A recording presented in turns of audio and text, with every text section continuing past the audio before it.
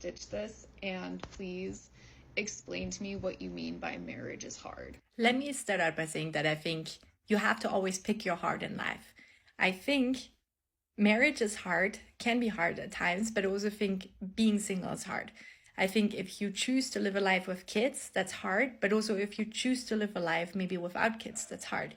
If you choose to eat healthy most of the time, or if you choose not to eat healthy most of the time and deal with the facts, right? Whatever it might be, you have to choose your heart. So with that being said, my husband and I, that's why I feel like qualified to talk on that. My husband and I, we've always been married for 17 years. We got married when I was 19 and he was 23. And throughout our lives and different progressions that we both have gone through, right?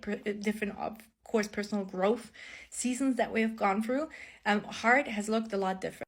But I feel like most of the time when people talk about hard, marriage is hard, then it mostly has to do with the fact that maybe you do not clearly not just communicate, but comprehend what the other person is saying. Say, for instance, we are in an argument and he says something, and I presume that he says a certain thing based out of the context and out of the glasses that are aware from all of my past experiences, all of my maybe childhood trauma or inner child wounds or whatever.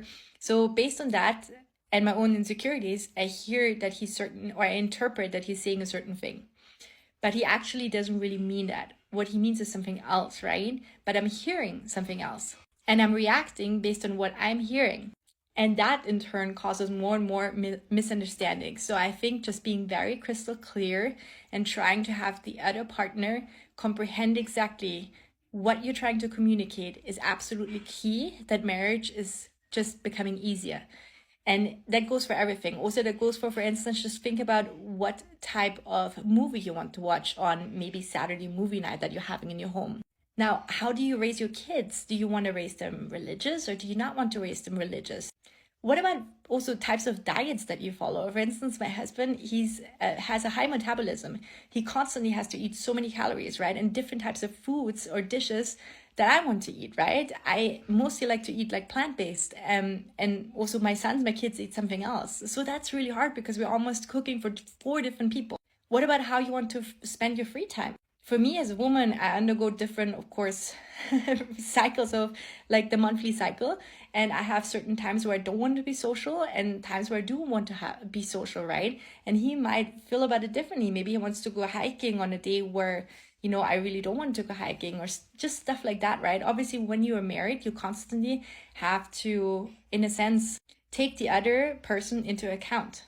When you are single, then you don't really have to do that, right? You can just kind of live your day and schedule it based on completely what you want to be doing, right?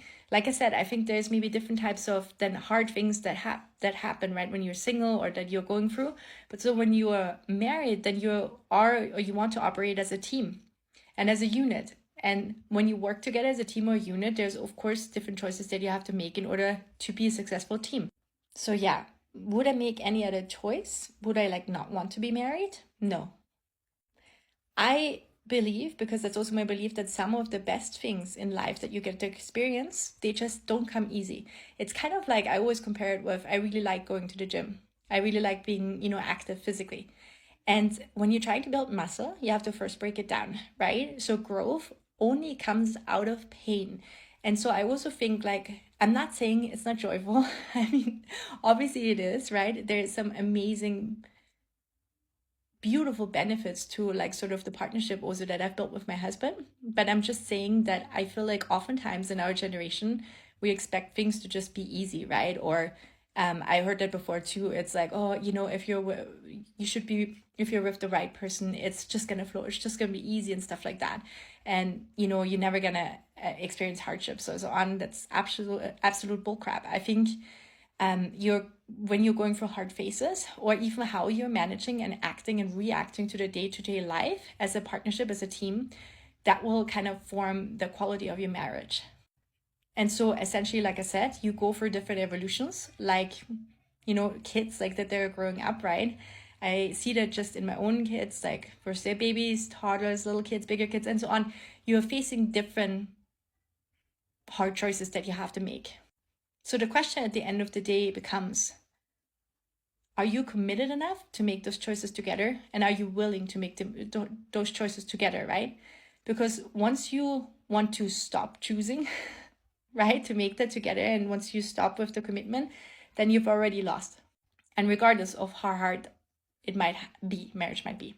So yeah, long story short, how about you? What do you think? I would love to know from you. How long have you been married? What do you think? What makes marriage hard?